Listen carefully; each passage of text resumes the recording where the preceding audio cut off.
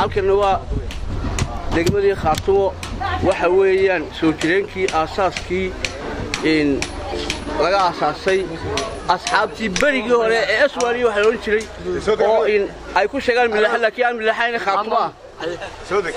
waa dhismihii weeyaan asaaskii xisbigaas waayo deyn awoogeedan ka soo gaaray taariikhda waxaana ka marqaatay Axmed Carafood inay Khaatumo halkii Aswaani lagu asaasay waa degmadii Khaatumo halkan ay waxa ugu yimid gudoomiye la yiraahdo محمد أحمد إبراهيم دقت لا يهو أسد دقت قدومي أسد نويمي هرب ما نارك شرين إن سمع عرية بحرية حبطنا كبرتنا خاتمه وحوي حسب لا يهو كلمية كلمية وي